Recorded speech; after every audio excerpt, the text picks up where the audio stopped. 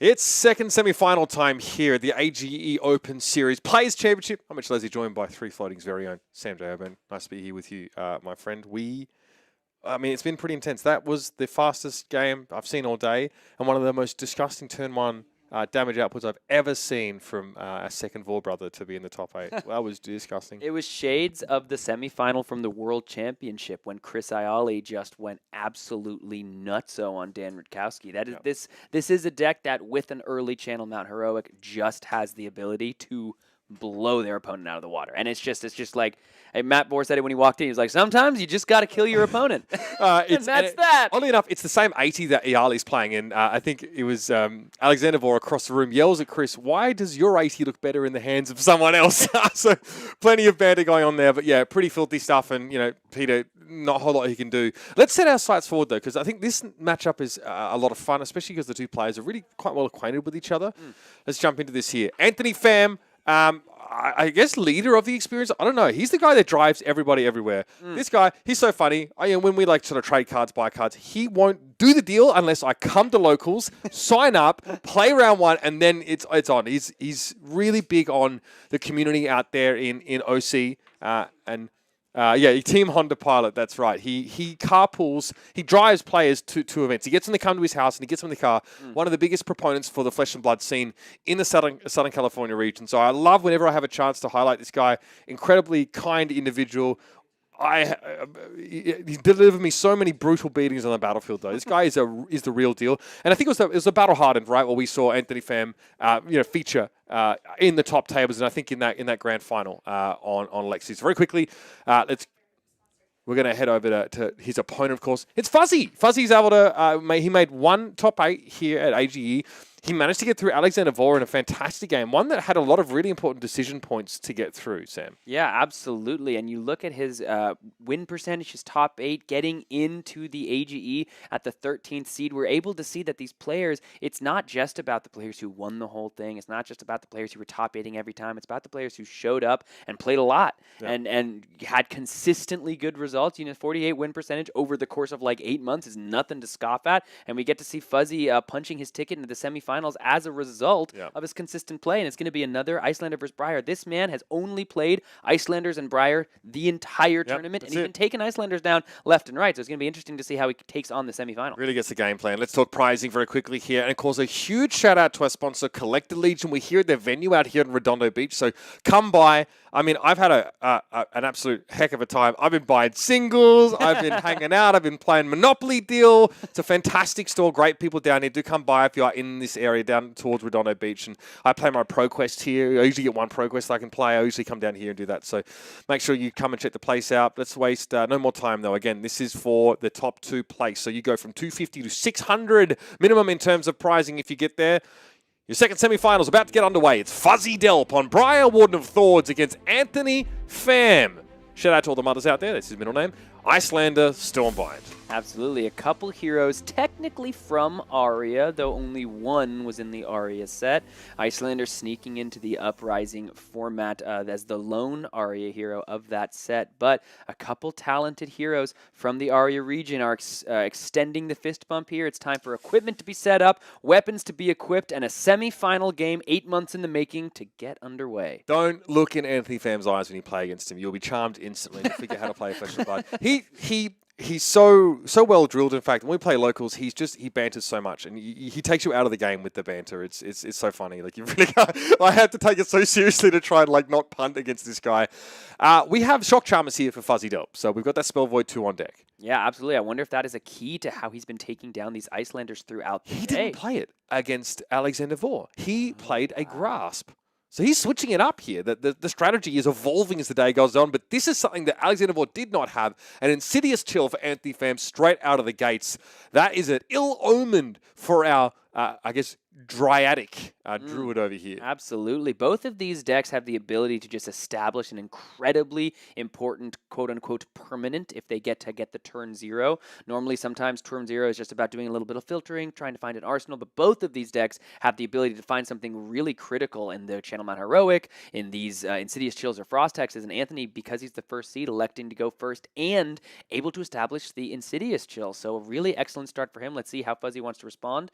This is going to be Enlightened Strike, coming in for Ooh. 7 2 cards in hand in case of any arcane damage coming across. Yeah, and maybe just not over the moon about the texture of the hand is fuzzy. I think I'm seeing a force of nature. Oh, a force of nature, and that's a swarming gloom veil in hand here. But again, like, doesn't really have the resources to deploy any of this in the way that he'd like to. So fair enough. Anthony Pham says 7 damage. That seems reasonable. I'm gonna eat some of this block with that Warmonger's diplomacy, and I'm gonna be eating 4. Anthony Pham heading on down to 32 from his starting life total of 36. He does have the Heart of Findall in his hand that is going to be immediately pitched for an Aether Ice Vein fused with the Blizzard. And because we have another card in the hand, the Blizzard doesn't have to hit the arsenal here, which is critical because Blizzard's not always the card you want in your arsenal. You can play it at instant speed anyway, and it's not going to turn on the waning moon. It gives you a frostbite. Yeah, wherever it comes from. Yeah, exactly. Right? It doesn't have to come from the arsenal. That's it. And so, but this Aether Ice Vein, this is like a 9 value swing virtually because it's 5 arcane damage. You gain a life, and then you threaten a card, right? Some of that will be eaten up here, but pretty nice to just put this out on the table. And you have the compulsory trigger, of course, of that Insidious Chill. So let's add some more value onto there. Remember, Insidious Chill, you want to be getting 3 cards worth of value off that. And Anthony Pham's more than happy to allow this compulsory trigger to occur. And we know what Fuzzy was working with, right? Looks like another E-Strike, another Nimblism. He put this swarming in Arsenal, so that is a force of nature in hand, and then another card that looks to be a red as well. Not the kind of turn where you want to be facing down 2 instances of discard unless you pay 2. Yeah, and also figuring out how you want to navigate the damage because you have to figure out if you want to discard a card or pay. And these Briar decks, they don't always have a lot of blues. We were talking in the last game how much of a difference Anthem of Spring has made as not only an Earth card, but an Earth blue that has the ability to just randomly get you an embodiment of Earth, but is also more than that, just a blue that the Briar deck is happy to play. Before it was really just Autumn's Touch and the Force of Natures as these Earth blues, maybe an Earth Lore Surge, but the Anthem of Spring doing a good job of gluing a lot of these decks together. But first, before we think about anything else, we've got an Insidious Chill that we have to deal with. Looks like we're going to be discarding perhaps the Nimblism for the trigger here. Yep, that's going to be the Nimblism heading to the graveyard. So the reason why Shock Charmers most likely comes into this matchup is it might be because Fuzzy is expecting less of this sort of physical, these attack actions from Anthony Pham. He has them in the list. They're in the sideboard, though. Of course, you can bring 3 winnables and 3 finals Fighting Spirit. That's it, though. There's not like Command and Conquer or anything like that Anthony is looking to lean on. So it's definitely more, I guess, more arcane heavy in that sense. You're in cases red winners by red sigil of permafrost and a crazy brew. Yes, in the deck. Yes, the crazy brew. I'm not sure Anthony has gotten the chance to actually deploy it at all in the tournament, but it is registered in the 80, and I know it's something. It's part of the reason the gambler's gloves are in the list. But we do have the embodiment of Earth here because it's the start of the action phase. It is a priority window that the Iyslander is going to get to respond to, and the Cold Snap from Arsenal here is going to be relevant, targeting the Arsenal before Fuzzy has a chance to play. It's one of the best cards you can respond to an embodiment of Earth with is a Cold Snap. The taxing is extreme. You're paying to have access to your arsenal, and then you have a frostbite after the fact here. So this very quickly is going to start muddling the mixture for Fuzzy if he wants to have any kind of turns that command attention from Anthony Pham. Yeah, and critically, because those 2 cards in hand left are both red, normally you'd love to be able to just throw that E-Strike out, perhaps 2 for 7 again, but instead we have to pitch the E-Strike away because of that critical frostbite from the Cold Snap here, and now this is just going to be a Swarming Gloom Veil for 3 because no embodiment has been made, and it looks as though before that happens, we're going to go back. Oh, because it was because he didn't pay for it, it's frozen. Yes. Of course. So the Cold Snap resolution there, meaning he can't play the card from Arsenal, so we have to pitch the E-Strike instead for the Ravenous Rabble. A little bit extra damage, but something that Fuzzy was hoping to keep in his arsenal for later. Yeah, pretty punishing. It's very difficult for Fuzzy to present really very much damage at all, and Anthony Pham is quite happy to take a lone 4 here, especially if he can deploy more of these Insidious Chills, perhaps. Maybe even send an attack action across the table and still be able to arsenal. Okay, Winner's Bite. We talked about, in the past, Iyslander having some difficulty making use of a full hand. But you see Anthony says, I actually do want to do this. I want a Winner's Bite. And then, I think there's like an Aether Ice Vein there with the Fuse Fodder in hand in the form of the Cold Snap. So it's a pretty frightening turn, that. Yeah, we've got another Cold Snap that's going to be hitting the Arsenal at the end of this turn. It's going to target down at what we, weren't supposed to know, but do know that is a Swarming Gloomveil in the arsenal, but first we've got another Insidious Chill trigger. We've got another Aether Ice Vein. Now Fuzzy sitting at 31, not too low yet, and these Insidious Chill triggers, once they're gone, you know, Anthony does have to find a window to resolve a second one, but if you can take enough cards out of the Briar player's hands here, you're not going to be under a lot of pressure and can hopefully actuate your game plan. I don't want to understate how important and how scary Anthony resolving Insidious Chill on turn 0 is. That is just about, it's the dream, really. It doesn't get much better than that. Getting to set up a permanent on that turn 0, can't ask for much more there if you're the Iyslander player in this matchup. And it means that the hill for Fuzzy to climb is that much steeper here. So the Insidious Chill trigger was a discard of Ravenous Rebel. And guess what? That is a Anthemous Spring and a Lightning Surge in hand. So we're going to probably eat 1 damage and pay 2. Yeah, critically, because we do still have the Arcane Barrier 1 on the Crown of Dichotomy, that is an option. We could AB the full 3, but then we have to discard another card to the Insidious Chill trigger. Not going to be worth it for Fuzzy here. So the Embodiment of Earth, again, these embodiments, normally so good for blocking, but are always giving the Iyslander player a chance to respond. And we've seen it before. Let's see it again. Here's a Frostbite, Cold Snap coming out of the arsenal, targeting. Time walked. Yeah, once again, I mean, what are you supposed to do? Because I don't know if it's a blue in hand, and if it's not, we're just going to freeze. Oh, the Lightning Surge in hand. Yeah. So we're frozen. You can't even pay that. You can't even play that thing. You're just going to pitch it now. Pitch 1 Arcane Barrier in. Yeah, very fascinating. Just a couple brutal draw sequences there for the Briar player. Got to shout out the Attack Action Podcast's Frozen token. Absolutely lovely there. Shout out to Taylor Isaac. Colin Honeyman, of course, our very own, is also a member of that crew. Oh my God, this is not getting any easier for Fuzzy. Another Winter's Bite.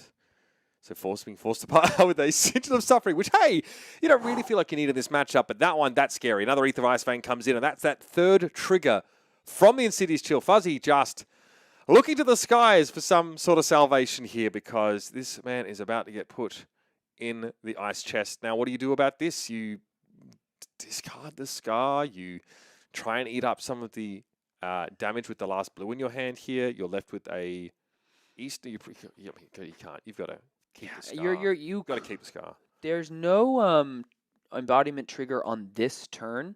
So yeah, you're going to be able to resolve at least a card before a Frostbite comes down, but we are once again going to discard the Enlightened Strike to the first trigger for the And he fused with an Insidious Chill. Yeah, exactly. Well, that's what I was about to say. So we were talking about finding a window to resolve a second Insidious Chill. How about immediately, when you take all of the cards out of the hand with an Insidious Chill plus the Aether Ice Vein, here's your window. 1 card in hand for Fuzzy, 4 damage coming across. Maybe that takes a block, but once again, here's your opportunity to resolve a second Insidious Chill easily from the arsenal. So what I'm actually looking at here is whether Anthony has the kind of hand that makes use of multiple action points. It doesn't look like it. You probably just give a Sink Below here to this and deploy the Insidious Chill, and maybe tuck I guess you have a Winter's Bite in hand, so you can continue to pressure the tempo away from Briar when it comes to the Icelander's turn.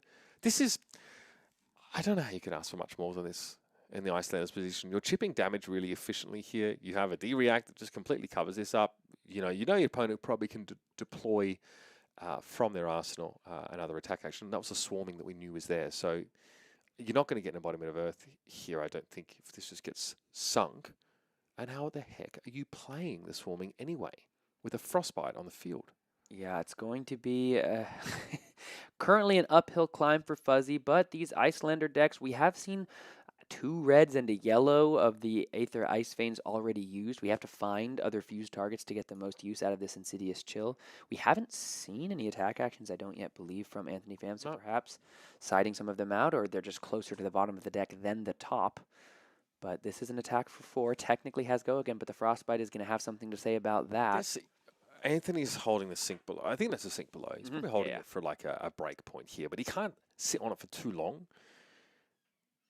At some point, it's going to be a matter of just he's wondering, like, is there a snatch in Arsenal or something like that? Like that's what he's probably concerned about. Yeah, I mean the Sink Belows can be so critical for something like a snatch, but at this point in the game, do you want to put it in the arsenal? You can't play it anyway. Fuzzy can't play a snatch here. So. Yeah, you got a Frostbite. It's like, do you want to save it for something better, quote unquote? But at this point, where you can sink a card that frosting away, that doesn't really do much for us. And go ahead and grab. Warmongers. Oh, interesting. So the Warmongers here, either of those, unless that's the Red Winter's Bite, looks like that could just be played, and then the Warmongers goes to arsenal, which isn't. Would you Yeah, I guess. Yeah, it is the red winners. It's But definitely the do red you not winners. want the ice? Yeah, you want we want the frostbite right off. Well, I guess the frostbite off of the winner's bite play, right? I think can't that's tell, but if it's the higher red, I value. don't think I can't tell if it's the red. If Oh, it's the right, red, it's yeah. chilling in the arsenal for the end of the turn. But That's both players true. here are going to go ahead and pick some modes. You have to imagine. Now, Fuzzy does have a Channel Man Heroic in his hand, so perhaps he picked Peace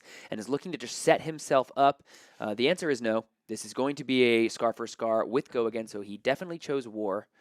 Because if he chose Peace, once again, would be cheating. I mean, if I was in his position, I'd be choosing violence at this point. This is You'd be- getting really. yeah, you'd be for legal frustrated. reasons, that's a joke. But I'd definitely be, feeling the pinch right now. That's a blue winner's bite, by the way, for Anthony. I'm pretty sure he has 3 of each. Great. The 3 reds are in the sideboard here. So, right. So Scar, you might be right. Could be a red one if Anthony is just sort of allowing this turn to transpire. Yeah, we're going to see. Looks like he was valuing that Warmonger's play, but here's 7 damage. Now, all of a sudden, we've been talking about how Anthony has been in the driver's seat the whole game. Both players here, Anthony at 22, Fuzzy at 23. Not too much time has passed in this game. The clock is lying to you, and now we're just going to come out with the blue Autumn's Touch. Because we're going to get that Channel Man Heroic in our arsenal, try to set that up for ourselves later for the Briar player here, and all of a sudden, again, this is not like, it's not like Iyslander is upset to be in this position. Iyslander is a deck that is going to try to bring both her, try to get both players down to around 11 or 12 and then win off the Storm Stratus. But Fuzzy really putting himself kind of back into this game with an aggressive turn off of the back of the Warmonger's diplomacy. And yeah, the call of the red winners by an Arsenal means that Anthony couldn't really do too much about it. Fuzzy also says, okay, well, I can't play Channel Man Heroic this turn. I suppose I'll just pocket it. Yep. And now we see this red winners bite being deployed. Fuzzy, though, probably doesn't have the grandest designs for his turn. 3 Earth cards in his hand. So, yes. So, I mean, maybe he just, deploys the CMH and hopes that's enough. Oh, this hand's about to get shredded. Yeah, absolutely. We've seen one winner's bite be played. Here is the, I think, second or third red Aether Ice Fiend fused. So we've got the Insidious Chill. We've got the Aether Ice Fiend. We've got an Aether Hail that's going to threaten a Frostbite. And so only the third? This is the 4th Insidious Chill trigger we've seen. Yeah, this game. there's been, I think, a yellow and 3 reds played, if I'm not mistaken. I think that's it's a lot of damage coming across, a lot of discarding, a lot of fusing here. But again, for Fuzzy here, perhaps he's content to just resolve that Channel Man Heroic and try to set yourself up for one turn that's going to be big enough to kind of put yourself back into the game and really pressure Iyslander's life total on one large turn. I suppose the issue here is that, a lot of discard unless you pay 2. I think you're fine. Like, you can... is it sufficient to just play a CMH pass back? Is that enough? I mean, here's the thing. Again, the stuff's face up right now. That's a blue Aether Hail going into the arsenal, so you're going to probably eat 5 for your trouble, and you have 5 coming at you right now. The question is, do you think you can put yourself in a position if let's say you take another 4 here, go to 19, take the 5, go to 14, but you go to 14 and then have a 4-card hand with the Channel Man Heroic. The question is, are you going to have enough resources to pay through any further disruption that happens after the Aether Hail turn? Looks like we're going to go ahead and AB to some of this. So we have Ice Vein. 2 Earthlaw Surges and a So Tomorrow in pitch here for Fuzzy. And critically, no embodiment of Earth on this turn for the Briar player here. So this Channel Man Heroic is going to be able to be played without any problems. I'm completely... What am I talking about? What am I talking about? He did He hit attacked with like 3 attacks. Sam, relax. Calm down. I don't blame you for getting excited to see Briar maybe break the shackles for have something here. But now because of this embodiment of Earth, there is an opportunity for Anthony to put a Frostbite in the way of this 2-card hand. Oh, he's thinking about it. I mean... He's going to do it, man. Oh, here we go. Here is an 8th Hail. Here's a Frostbite coming right at you, and Fuzzy does not have a mechanism to avoid. Oh, he was not going to play a CMH. Yeah, he was seeing the writing on the wall. I guess we thought, for some reason, we thought there was a 4th Earth Blue in their hand. Really felt unlikely as that was. Yeah. But Fuzzy here going to have to take the damage, go on down to at least 20. So kind of reading the writing on the wall, realizing not going to be able to deploy the Channel Man Heroic on the turn due to the embodiment of Earth. But now we see just a hard cast action phase Channel Lake Frigid saying, you get a 5-card hand, but what can you do with it through the Frosty Lake? My goodness. All right. Well, Fuzzy's going to have to figure it out now. It'll be, I'm paying for this nimblism. Pitching away a Pulse of Candlehold, which is not a card you necessarily always see. Old school, I feel like. I haven't seen that in a hot minute. So then you put that, take cards from your graveyard, put them back on top of the deck, though. Definitely Can be a very powerful effect. So Fuzzy trying to probably draw out the rest of Anthony's disruption here. See if, yeah, exactly. Try to bait something in the middle of this nimblism before we give any attack the +3. We are pretty darn sure that the Channelman Heroic is sitting in the arsenal for Fuzzy Delp. That's another CMH in hand for Anthony Pham as well. CLF. Leftmost. Sorry, yeah. So yeah, CLF. Yep. Leftmost card there. Also looks like another Ether, Ice Vein, Brain Freeze. All the tools you need there to cook up something pretty dastardly. Yeah, Fuzzy really going to need to find a turn, to find a moment to breathe, to even be able to play the Channel Mount Heroic, and then from there you have to be able to make it work through any and all disruption. So kind of a tall order for the Briar player here. Yeah, we're dealing with Fuzzy wants time to fight through this disruption and find a way to put some pressure down. Meeps! Okay, yeah, let's send our mischievous Meeps across the board here. This is a bit of fun. Yeah, Mischievous Meep's going to get buffed up by the Nimblism, coming in 4/5. If it hits, going to draw a card because the Insidious Chill is an aura, not an item. So is the Channel Lake Frigid, an aura, not an item. So the Meeps are not going to be able to be mischievous and steal an item, but they will be mischievous and steal a card from the top of the That's like hack apart, hack through, right? The yellow attack action. Yeah. Lets you blow up auras based on how much damage you do, which is really nice. But yeah, no items here to steal. No amulet of. No amulets anymore. I missed that card. I missed that card. That was pretty degenerate. That was pretty. Fuzzy again, really trying to study the ceiling here. A real Sistine Chapel of gaming, if you will. Look to the gods for wisdom. It's like in Queen's Gambit. Exactly. The problem for Fuzzy is that normally you'd say like he's been able to fight through two CLFs, two Insidious Chills. And you think, okay, you finally have got there, but like you'd be getting chipped down the entire time. Icelander's walking those life totals down progressively, and even having the shock charms is really good here. But it's unlikely that Anthony Pham is going to go for a kill turn when he's at risk of dying if it doesn't work. He's probably going to have a robust enough life total here. Fuzzy, a great patience, so I'd like to sit on this Channel Mount Heroic. There's no chance to deploy it, anyway. So we're going to get some blocks here. We get some equipment from Mr. Pham. Yeah, I mean, and now that Coronet Peak is gone, it's going to make paying for any potential further Channel Lake Frigids a little tougher on your own turn. But we have the Rosetta Thorn going to connect for the 2 physical. 2 of the Arcane is going to get a bead. And then at the end of turn, we're going to go ahead and Ice Bolt. We have the Tunic up, so this is going to be a total of 6 damage here on the turn. So Fuzzy, it was feeling like he was starting to close the gap a little bit. But perhaps this is going to be where Anthony just kind of puts himself pretty firmly in the driver's seat. Yeah. Maybe it as well, but you fight through this current CLF. But like I said, the next one, the next one is really going to get you. I think that's what is being thrown into Arsenal there.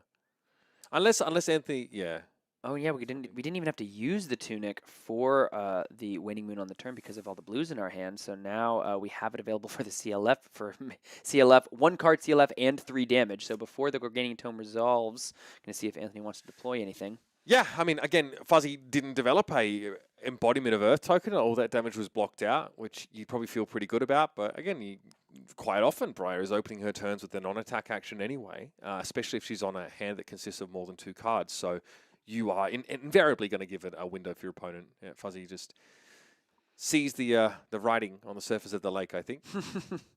Not any walls here. These are frigid tundras in its place. We're going to draw a card now off the Gorganian Tome.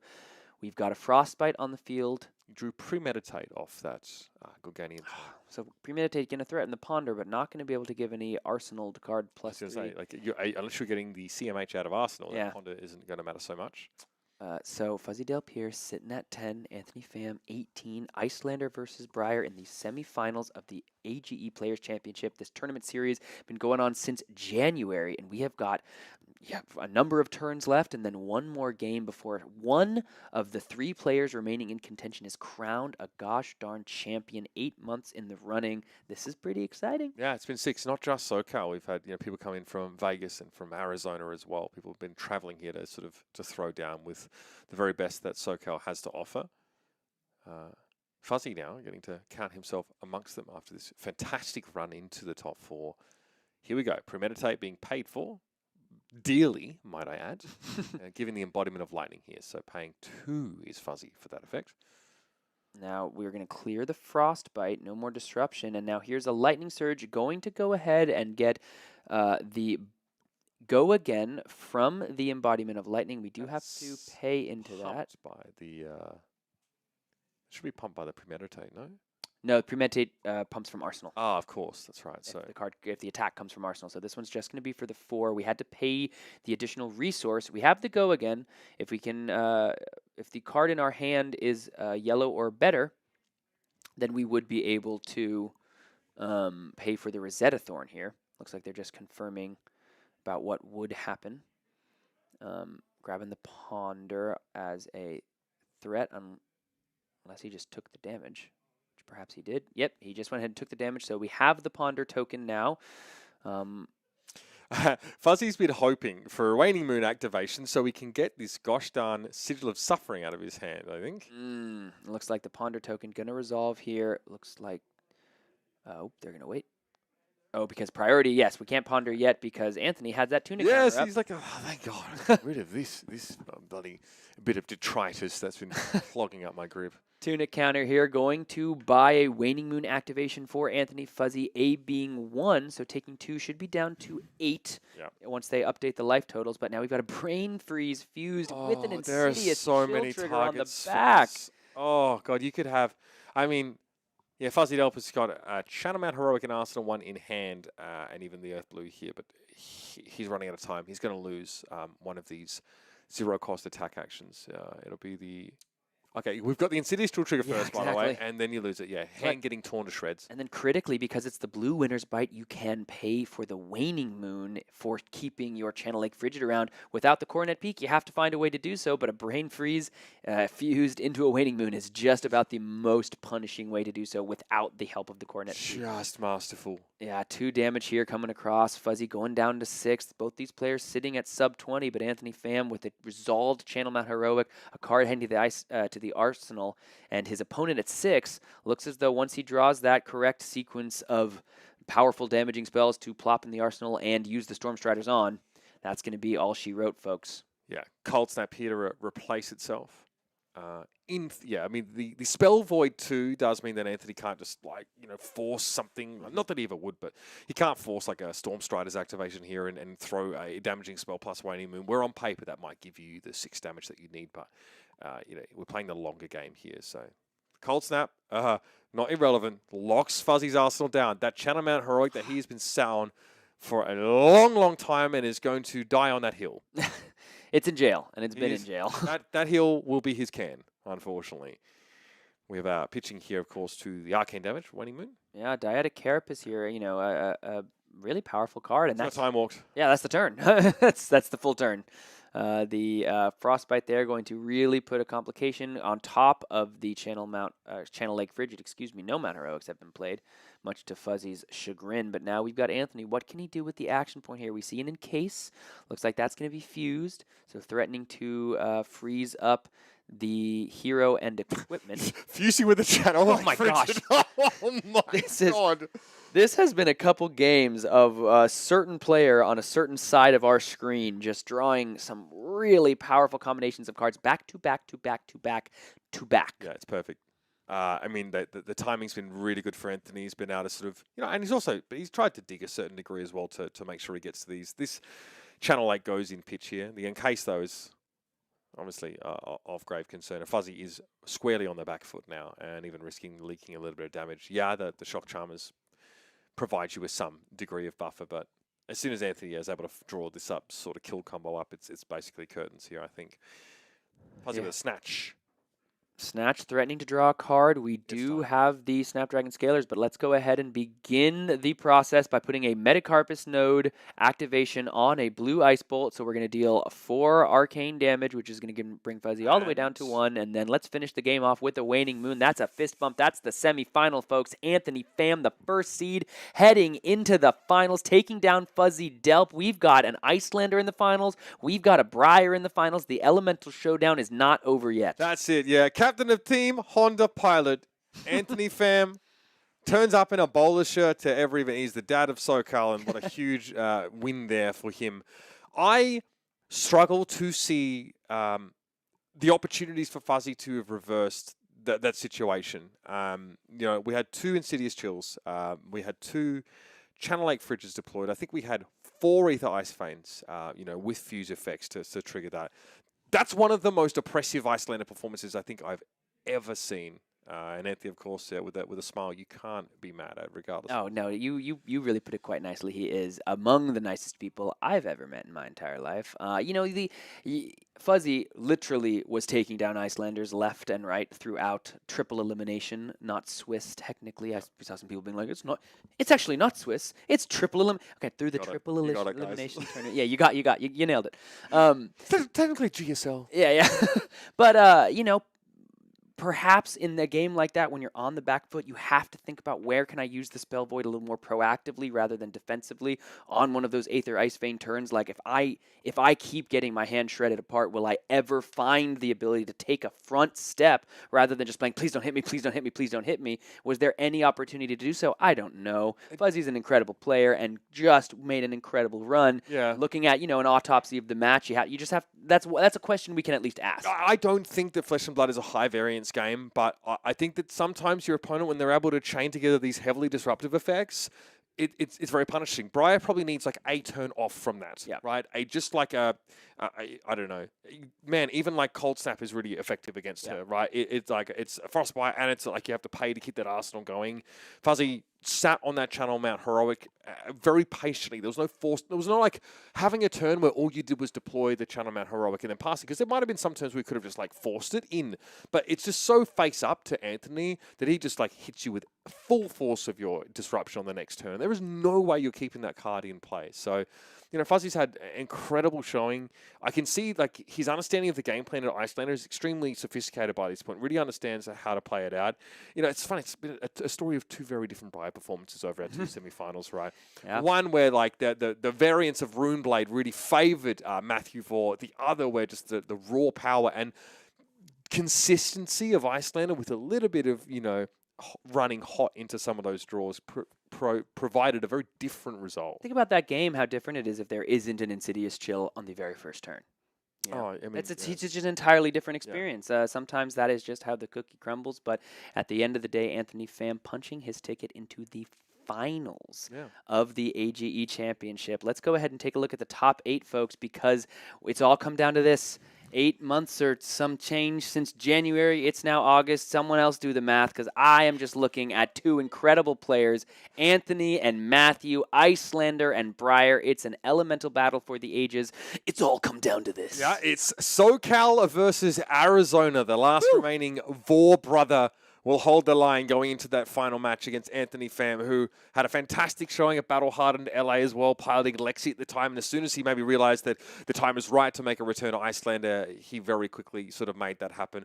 We're definitely going to try and get him to sit down and have a chat with us before we jump into that final game. For now, though, quick break. Going to reset ourselves. We have another Iyslander versus Briar matchup on the horizon. But first, we're going to wrangle Mr. Pham and get his thoughts on how he feels about his performance and also mothers in the local area. So stick around for that. We'll be back right after this. Welcome back, everybody, here to the booth. I am Mitch Leslie, joined by Anthony Pham. Victor in that second semi-final, advancing to our grand final to take on Matthew Vore, who'll be playing again Briar. Anthony, great to have you with me, man. My goodness, one of the games of all time that was. Yeah, beautiful. Walk us through that, because from our perspective here in the booth, it's very hard for us to see like where the options are for Briar to actually start to pressure you back with all that disruption. Okay. Well, as always, Iyslander versus Briar, the matchup is very dependent on the embodiment of Earth. Yep. Just because I get a window to respond and give a frostbite before Briar does anything. Luckily, I was able to turn 0 Insidious Chill, so that set up the game plan. I had two random cards in my hand, played the Insidious Chill and I arsenaled Aether Ice Vein, and that just started the train where I just try to fuse every turn, disrupt Briar. And then luckily, it got into the cycle where at the end of my first Insidious Chill, I was able to Aether Ice Vein fuse with another Insidious Chill. So I just kept it going, kept the disruption up, and you really just want to limit Briar's hand. That's why the Winner's Bite is so good, especially the red one. You have 6 of them, right? I do have 6 of them, but you got to find your opportunities to play them. I knew that Fuzzy was going to be on Dyadic Carapace. Didn't know if he was going to switch back to Tunic, but he ended up being Carapace. So I know that every time I play Coronet, every time I play Winner's Bite, it's going to be one card for sure. You always want to limit Briar to just playing minimal card hands, not letting them set up channel. Sometimes they just have it, and it happens. But you want to do your best to disrupt them. And it just comes from the embodiment Earth. There's so many layers to the game. I think like the way the game played out may give like an impression to people of like how the matchup feels in general, but like what are your thoughts and how do you sort of feel about how Iceland's position against Briar? Because we've obviously in the previous semi-final, we saw a very different story where, you know, Matthew Vore was able to kind of blow Peter Bedensic out. So how are you kind of feeling? Because you're going into another of these matchups now in the final. Yeah. So I think Briar is like one of those aggro decks that if they find it, they just have it, right? Yeah, okay. And I feel like as an Iyslander player, if that happens to you, like you can't be too hard on yourself. Sometimes you draw those 4 cards, no ice cards, no fuses, no anything, and you just have a dead turn, no Warmonger, so you're just at the will of whatever Briar just drew. And that just happens. That's the game. Yep. But with your hand, you want to be able to think about what you can do to strip as many cards as possible. And you always want to be able to arsenal an ice card, just give them a frostbite because every attack will now cost 1. They run the meeps now that now cost 2. Yep. So, you know, cards like Channel are really Which is good. why you play that Warmongers and instead chose to Arsenal the red orange bite. Yeah. Because I know that if I play both disruption tools, I'm just going to waste a card. Yeah. So I hedge the fact that I just can play Warmongers, stop the turn, and now on my turn I can start the turn with a red winner's bite to keep this tempo up. Because Warmongers is enough disruption in just one move, right? You want to be able to just disrupt enough, but keep enough tempo to, you know, do damage to Briar. Let's talk a little bit about the scene out here in SoCal. You're a really big supporter and pusher of our local scene. Obviously, like you work at our local store, and you know I can't buy cards off you unless I turn up and sign up for the local and play. So tell us a bit about like your role in like kind of pushing the SoCal Flesh and Blood community forward, because it's really thriving right now, and I know everyone I talk to definitely would credit you in a big part for that. Yeah. I feel such a love for this game. I've always been a more competitive person growing up, and I feel like this game has really let me feel that in a way. So I really love playing the game because I feel like it's a very fair game, and it can be an outlet for me to, get off my competitive nature. Yeah. But also I realize that a lot of people play this game for fun because they enjoy the heroes, they enjoy the lore, whatever it may be. It's such an awesome game because everyone is so nice. I've heard bad things about other card games. I won't name them, but Flesh and Blood, I've never really heard anything too crazy. Everyone's super nice, super kind. People give bulk away for free just to let people start off commons and rares, stuff like that. So I really wanted to do my part, and me working at a local game store, Kingslayer Games, I'm able to, be a facilitator of that where, if you need cards, come to the armory. I kind of force their hand and be like, come to the armory. You don't have to play, but you can come, get your cards, and then, stay and watch a little bit. So it's kind of mean that I'm forcing them to come to the armory, but, I really want locals to be well because that's how people play more, get into the game. And overall just have more fun. I was there a couple of weeks ago. We had like over 20 people. Yeah, that was crazy. I've never expected that. Which is insane. Look, man, thanks for all you do for the community. Yeah. It's a big reason why I keep coming back down to Kingslayer and playing as well. And congratulations, bro. Good luck in the grand final. Yeah, gotta beat Matthew Vore, man. He's a good one. That's it. Yeah, apparently Kano guy, right? Yeah. Okay. Yeah, definitely. Yeah, don't worry about it. Never seen him play Oldham or anything like that. Yeah, that's weird. Here it is. Anthony Pham heading into the grand final off the back of a great performance at Battle Hard in LA, now in another final. It's going to be Iyslander versus Briar coming right at you after the break. Don't go too far. The conclusion of our AGU Open Series Players Championships is coming right up.